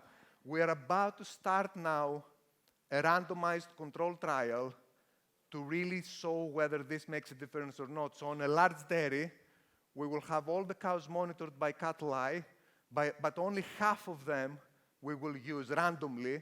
We will use the cattle eye scores, and then we will be more able to see that whether this really helps or not. And I think that's bringing me, yeah, I managed to keep in time. So, some conclusions. I think that automatic lameness detection is possible. There is other systems. I presented the work we've been doing, and I'm very optimistic now. If I'm really honest, the first meeting I had with them in my office, that was 3 years ago, I was like very skeptical, especially with the idea that to keep it simpler and easier to implement on all farms, we should go on top of the cows. And I was like, oh, that's not going to work. That we need to score from the side because that's how we do it. That's, humans are better. And I was very skeptical. And I think now I'm convinced that it can work. I'm already happy to use cattle eye, keeping in mind some of the limitations, also keeping in mind that humans have their limitations, maybe keeping in mind that it may perform really well on some farms, may not perform as well on other farms, so we need to keep that in mind. But what's more important, and I think that's also part of the message from our case study, that this is, cattle eye is not a magic or any automatic lameness detection system. It's not like a magic solution. You're not going to solve your lameness problem just by having this clever camera looking at the cows. It has to be a part of a holistic approach in herd lameness management. So what do I do with this data? The workshop we had with Laura yesterday, even though we dropped it on her and she ended up doing it, was a lot about it. How do we use this data? How do we create, what's the best way to create our trim lists, work with our foot trimmers, work with the whole team. The first talk today, talking about the team approach, the nutritionist. That's where the automatic lameness detection could come in. If you want to do it with a ROMS accredited scorer, absolutely fine. It's not that automated lameness detection at the moment is way better or anything. We're just happy that it performs like a ROMS accredited scorer. But we still have a lot of farms that do none of that. They don't have ROMS accredited scorers scoring the cows. So which cows do we see? Do you guys get to see in the crash? Sometimes may not be the correct cows to see, may be too late. You may see too many cows that have advanced lameness, and we could be better by using some sort of early identification to intervene earlier on. We still need to get better with things like detecting digital dermatitis, because in my experience at least, both humans and automated lameness detection is not very accurate yet. Maybe what Dorte is doing is going to offer a solution. And we haven't done anything yet on cost effectiveness. It really which is obviously a big thing. These systems are not for free. I believe, but that's not, again, that's anecdotal, not my research, because I haven't done the cost effectiveness studies yet. We may do some of that at some point. But I believe on farms that have a lameness problem, and part of their lameness problem is that they don't detect early enough and they deal with too many chronic and broken cows, that this investment either in paying a ROMS accredited scorer to do it, say, every other week or even every week. Some of the best farms I work with in the UK, they mobility score every week, and they use this data, and they work with the foot trimmers on the basis of this data. And similarly, the cost of an automated lameness detection system could be paid through the improvements in lameness and in production, fertility, and so on. And I think that's it. I hope we have maybe a minute for question. Or Yes, oh, even 5 minutes. We have 5 minutes, yeah. Thank you. Thank you. How many cameras do you put, or is it on one place where cows walk? So again, as I said, there are many different systems, but the one I'm working with at the moment, so the cat-eye system, it's usually just one camera that is placed. You need a place where all the cows will walk under. It's better if they walk in a single file race, but it will work on a wider passageway, so you have 2 or 3 cows, it still works. And it's usually just one camera. It needs to be placed in a correct way, at a certain height above the cows, and lighting and the conditions will affect it, so you need to work with the company to make sure that the video images you get are what work best for them, and then that's it. And you don't have a camera from the side, you have also? So no, this system does not have the side. A lot of the other systems that are around or are being developed will look on the side, and if I said that was I thought that that's what they should also do. What they will tell you, and I think it does make some sense, is if you also need the camera on the side, it becomes then less practical on certain farm environments. When you just go on top, more farms will be easy to use.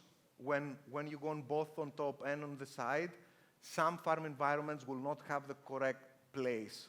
And that's why they focused on just on top, but other systems do the side, and maybe they will perform better, but I haven't seen this similar validation work that we've been doing, unless I've missed something. Yeah. Okay, my question is connected with cow ID.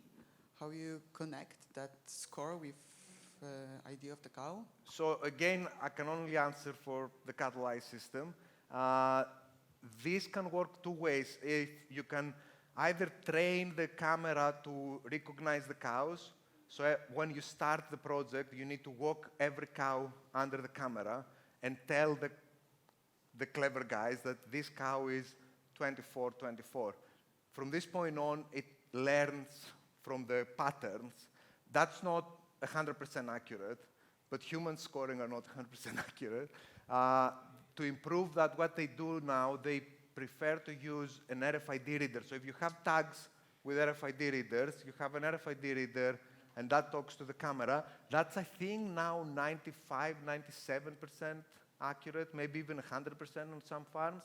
So we get much better IDs when they have the ID talking, the RFID reader will pick up all the cows effectively. And do you have a lot of such earrings in UK? Because in Poland we don't have them.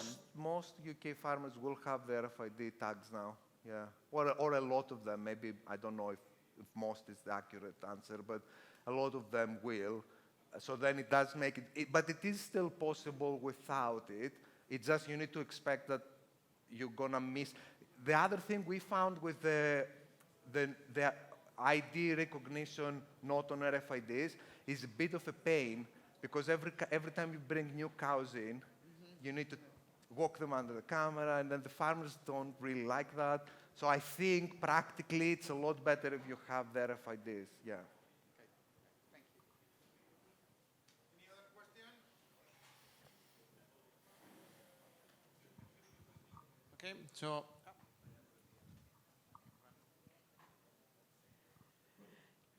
Do you think that we could get to the point where these technologies can be better than humans at detecting cows that are either early lameness or lesions? And if so, where do you think we need to go with that research?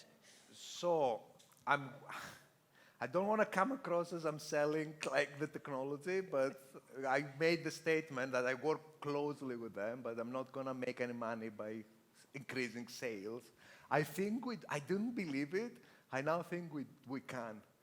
It's just a matter of giving them more and more data. So our next plan, if we manage, I mean, we have all these ideas. We have another year in this funding. My postdoc is already he did 40,000 mobility scores. I don't want to break him, but my hypothesis is that if we could somehow, the way we generated, in total, they may have now used more than 100,000 human scores to train their algorithm. If I could create 100,000 cows with soil ulcers and 100,000 cows with digital dermatitis, I think it would learn that, oh, this is probably DG, or just by very subtle changes in the way. And with the longitudinal, we still haven't fully utilized the longitudinal nature of this data. These daily scores, we're still, and they have some really clever people. We still talk, we keep coming up with ways, and a thing that has really impressed me is how quickly it can get better. It's not the topic today. 8 months ago, we said we should do body condition score. And that they didn't have anything on that. We now have a fully operational body condition score that is as good as my very experienced in body condition scoring postdoc and validated against back fat scanning. And it's almost as good as this very experienced human assessor. So it's really scary how but there is still room, obviously. I don't want to, as I said, I don't want to oversell it. We're not there yet, but I think I'm happy to say in our scenarios at least, it's as good as these humans I was using, who are not crap. I think they're good. But maybe, yeah, with more, I think that's how AI works. It seems like the more good quality data we manage to feed them, the better they will get. Yeah, so we'll see what happens in 3 years. I mean, they move really fast because this meeting 3 years ago, they had nothing. And now there's all these things and all this, It's really small, 44 cows. I don't know how many countries have such a small herds. Do you know the average size herd in your country? We have some under 50 cows. Not a lot. Also, it's really a specific situation in Poland. We have 18,000 farmers, but really, the size of the herd is something what can be interested, because the main herds are in the group here. So if you want to work with larger herds, it's really not a lot of them, and you have fight to have that nice clients with a lot of cows in the herd.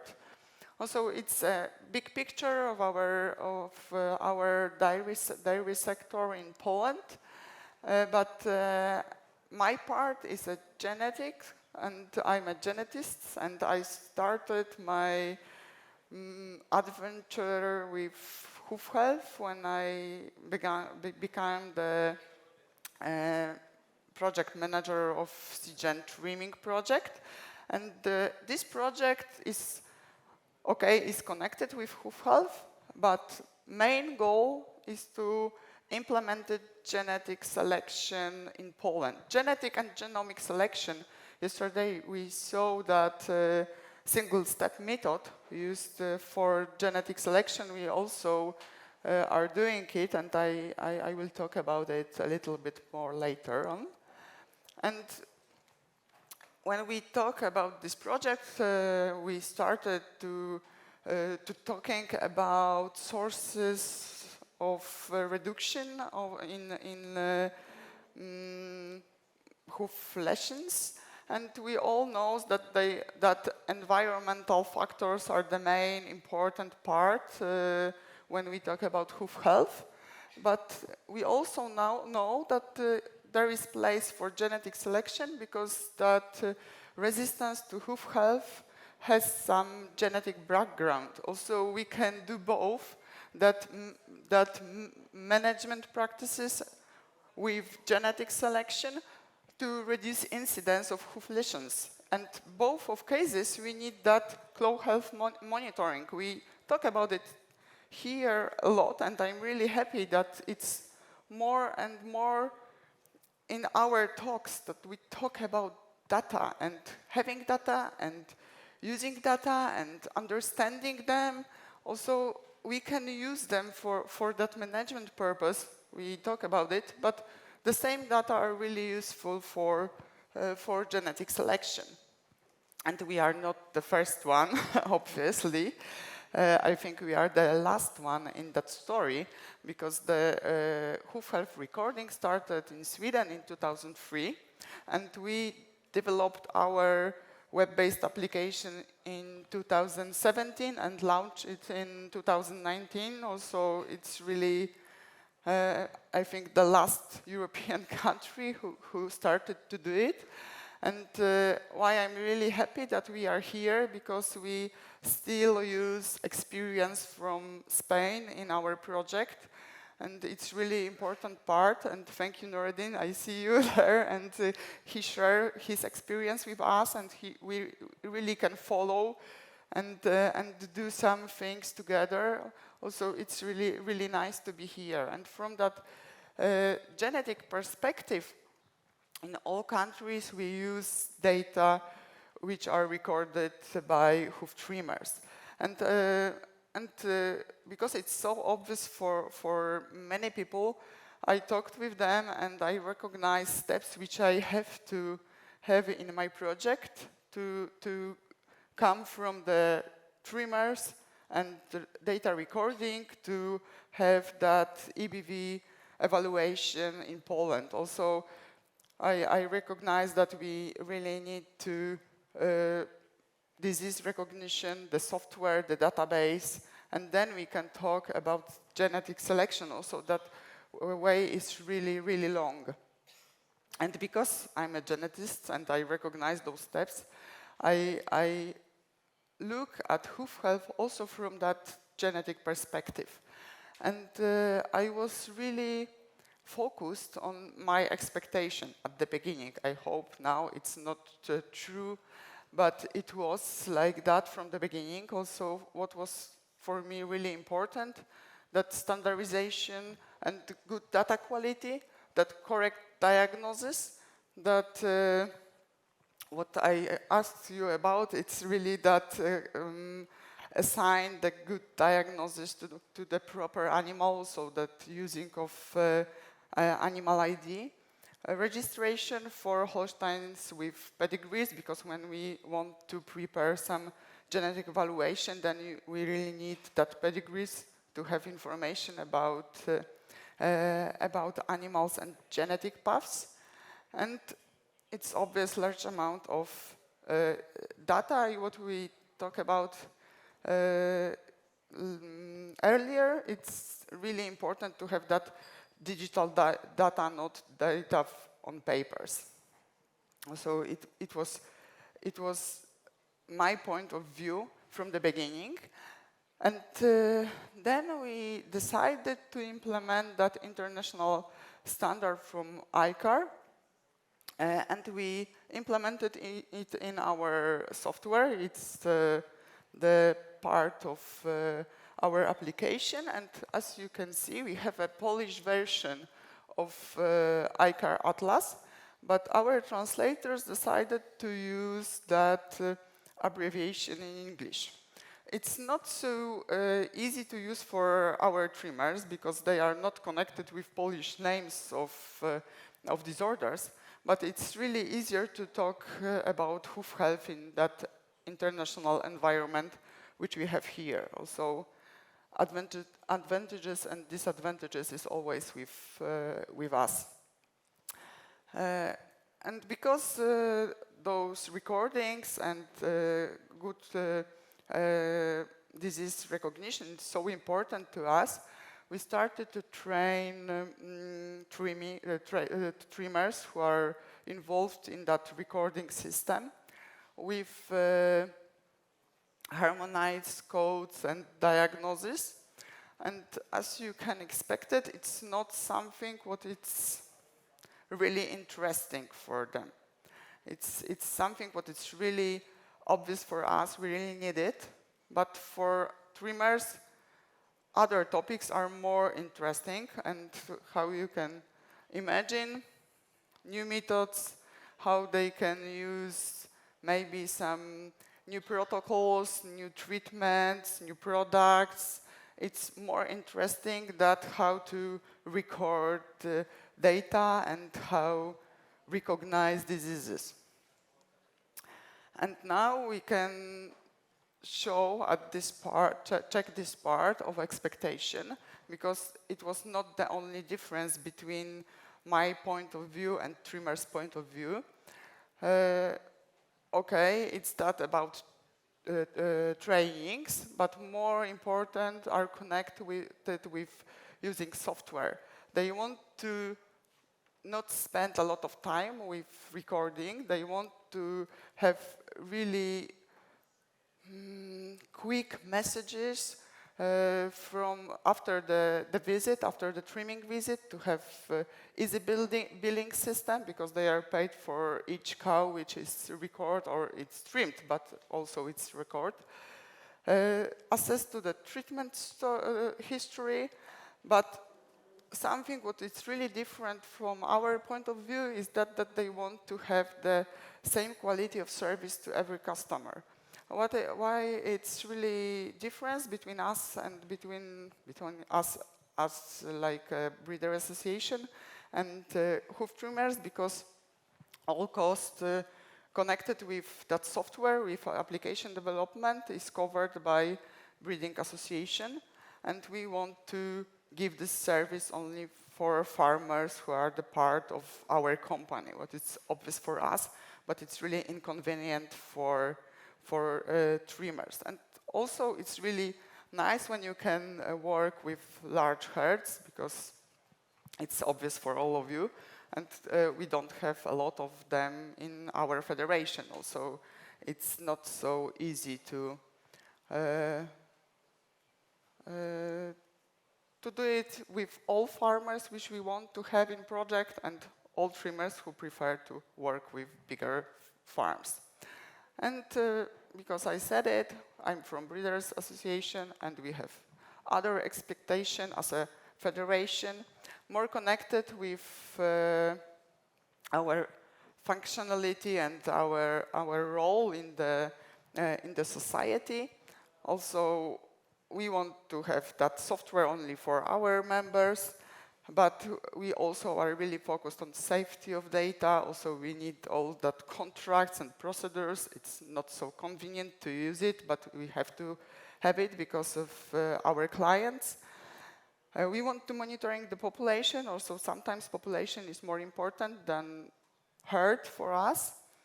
But the most important goal for us is to updating the selection index, because it's the goal of the project.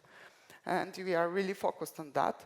But new thing which come, it's that we want to give a good message about dairy sector to customers, because it's more and more about this, that our customers don't want to drink milk from lame cows. Also for us as an association, it's really, really important to take care about welfare and be more focused on that, and therefore we think also about that collaboration with ROMs, maybe some scoring and also pushing farmers to take care about this topic. But for farmers, still the economic is the most important part. They are so focused on economics, and they want to healthy cows because they are efficient, and that is a reason. Maybe not a customer for them, it's for federation important part, but for farmers, that efficient cow is the most important part. After that, the list of cows to be treated, it's obvious. Reports after trimming session, because they have to pay to trimmer based on the number of cows, maybe about number of blocks, bandages, and other things. Software integration, it's something what is really important, because they don't want to put the same information in many places, like maybe date of calving. They don't want to put it in several softwares. They want to have connections and easy flow. And access to certified hoof trimmers. It's still not enough trimmers in our country. Oh, and I didn't say about it. We work with around 20 trimmers, but we have more in Poland, it's obvious. We have 2 million dairy cows in our country. How many trimmers we have? How do you think?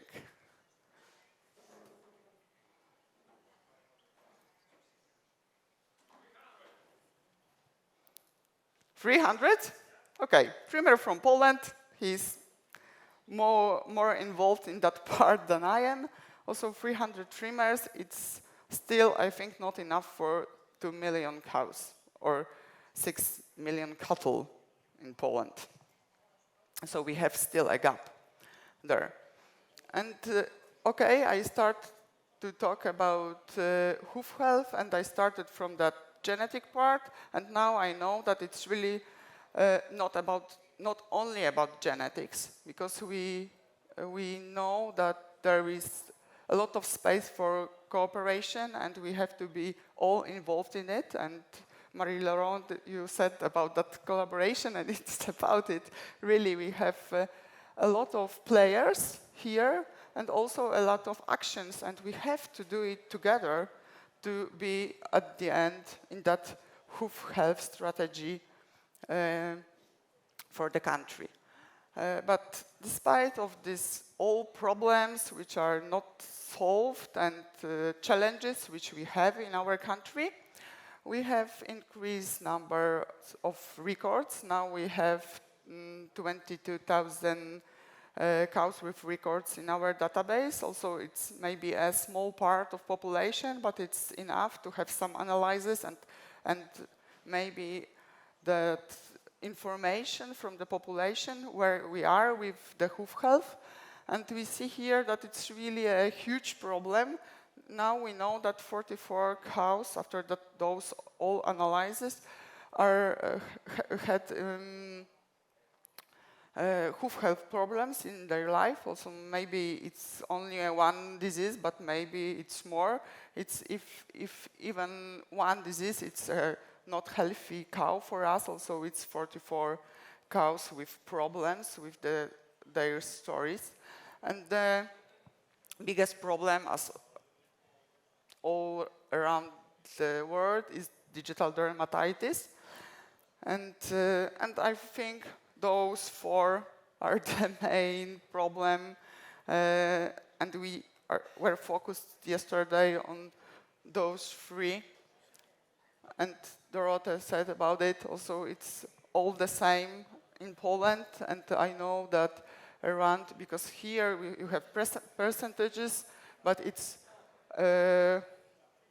connected with that not healthy cows. And when we check all cows which we have in the system, around 20% of cows has DD. Also, it's really huge problem, and that is the reason why we started our genetic evaluation from these diseases. And we did some analysis. We know that the heritability is around 5% for this resistance for this disease. And maybe it's not a huge influence of genetics, but it's really enough to work with it, to improve some resistance to DD with that genetic selection. And we try to check it, because when we talk about 5%, maybe you are not sure it could work or not. Also, we had that possibility to sort our bulls and make a ranking, and we take 10% of the best sires, and we checked all daughters from those sires and how many of them had registered DD. And we did the same with the worst sires.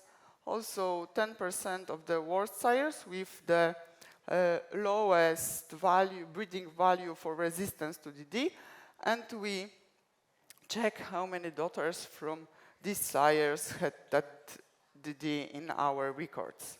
And it's really clear, I think, for all of you, that it's really less cases of DD within daughters from the sires with higher breeding value. Also, when you see it, we know that we really can combine that management practices and that genetic selection to have healthier cows with less DD. Genetic is only one part of the story. As I said, it's that we have hygiene, welfare, time budget, feeding, mobility scoring, trimming, and we have to really talk about all of these topics to have healthy cow at the end. And therefore, when we are working with our project, we are thinking not only about genetic selection, but also about some tools for management. It's in Polish, so I put only that short information. You can see what it's there, but the most important at the moment is information about most common diseases, also those four who I showed that really are problematic in our country. And we also prepared maybe the prototype at the moment of the annual reports. It's still not the best, but it gives some information. And we used it like Marie-laure said, that we can check information about hoof health, and then we can focus on those parts of management which are connected with those type of diseases. And we try to do it with Hugh McConaughey from Zinpro, and we use our annual reports about hoof health, and after that we use that first step software during that farm audit, and we really really had such nice experience. It was really easy to find those elements in the management part which we should focus on, and really when you can go to the barn after checking this report, it's really easier to find problems and give some advices to farmers. Also, it really works. And it's also about using data in different ways. We talked about it yesterday, and we also have that little story in Poland about it. We had that possibility to cooperate with Andrea Fiedler, who is somewhere here, and he did the audit in our really, really good Polish farmer, and she pointed out that the foot bath is really not the best one. As you see, it's really easy to see it. And it always takes time to change something on the farm. But don't do it. Can you shut down? Without voice, please. Thank you. Here we have the new solution. It's really redesigned and new food bath. And what is the most important thing is that they start to use it. And I think it's the best idea, because after that we can check what we have in the data, and we can check it because we have a really nice trimmer there. Szymon, when are you? Szymon is there. He is recording those data for this farmer. And thanks to him, we can do this nice analysis. And here it's the point when Andrea came and said, okay, maybe it's not the best idea to use such a short food bath. 1 year waiting. Also, we really need time with farmers, and new food bath design is there. And after that, the percentage of cow with DD is really, really not so high as earlier. Also, we can do small changes, and after that, have some really, really nice results. But the most important thing is to show it to farmer, because they want to really see that what they do means something. Also, we have some results after that. And the really big part of our project is that education part. We trained our farmers in many fields, but all of them are connected with welfare, hoof health, data recording, and using some methods on the farm which they can improve. And the source of it is knowledge transfer from expert. It's a reason why I was here 3 years ago, the first time, because I really need that knowledge from experts. It's really nice to have that possibility to talk with other people, to use their knowledge and take it to my country, to talk about it with farmers, to use it. And here I list some people who are really a big part of that story in Poland, who share their knowledge with me and show me how I can work with trimmers, with farmers, how I can really do my work better. And therefore I still want to be a part of that society which we have here, because it really gives results at the end. And we have a talk about using technology. I also have, as example, cattle eye here, but there is more, and I want to show you without voice, if I can ask.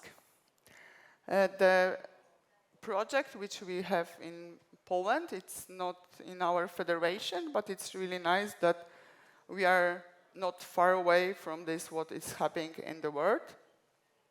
And we have that project connected with lameness scoring, but from the side. The first step is that frame around cow to recognize that we have cow there.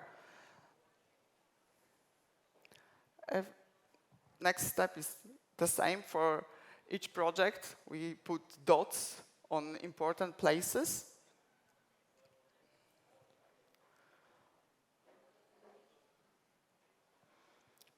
First, they started from the back, and after that, they put dots also on the legs.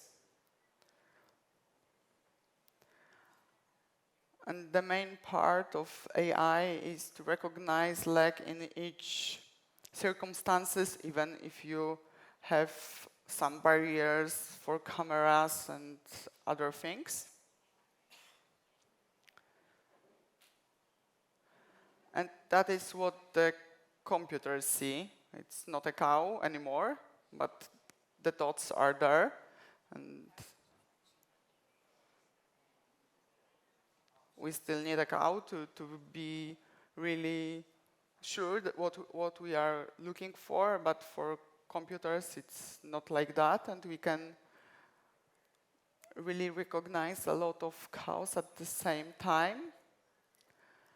And it's a start that also, I want to show it because it's really something what is going on in many countries, and we will have that possibility as a farmers, because I'm from the farmer side, to use different tools, to cooperate with farmers, to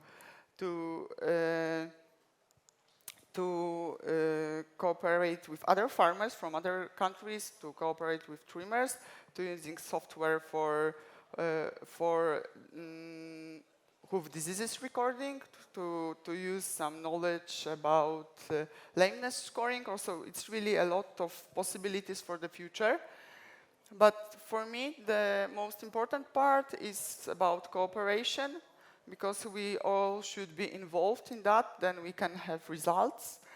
And it's not easy because our points of view are different. We have other expectations, but we have to talk to have some solution which suits to each situation and each part of this big picture. And for me, the reason why I'm here, it's always important to really share our experience, take the knowledge from such conferences and use it at home. So, thank you. It's our Polish situation.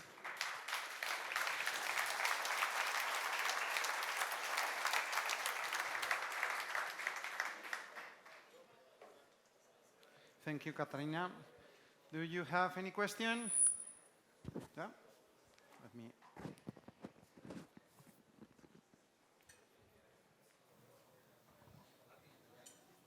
Sì, parla anche italiano.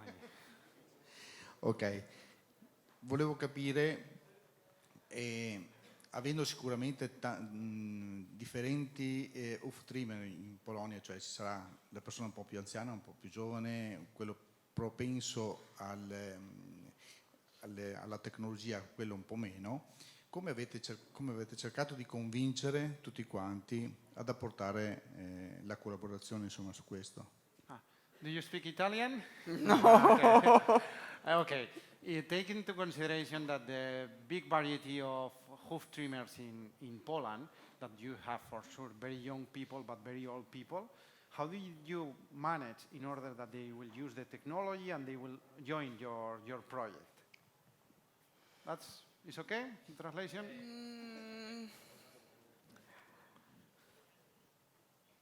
It's that the most important thing for me is create society, and then we can really manage all those problems, because when we have help and we can work to each other and help each other with using software, we've really convinced others to using it, how they should use, and we have to also work with farmers, because when they need that information, they push trimmers to use such tools, but it's still not easy. And I'm really happy that I have that opportunity to cooperate with trimmers, but at the same time, it's that we have more and more young people in our country and young trimmers. Also, it's not a problem anymore, I think. May I add something? In our country, it's the same, and I guess it's the same all over the world. It's a social thing. They are doing it for you and your group because you are so good with them. You give them some advices, some information, and so it's a social thing. To stay connected with a group of trimmers is a social thing. You have to create a group, like you told us, and then they will grow to other hoof trimmers. But in the beginning, it is necessary to have one person or some persons who are very social to the rest of the group. Okay? Yes, and I saw this in Poland, and we have the same in Germany, and I guess it's all over. They do it in Italy for you, and this is the starting point. Yes, but it's really also important that we still have to give something to them, because in the other way they are not involved anymore and we lost them.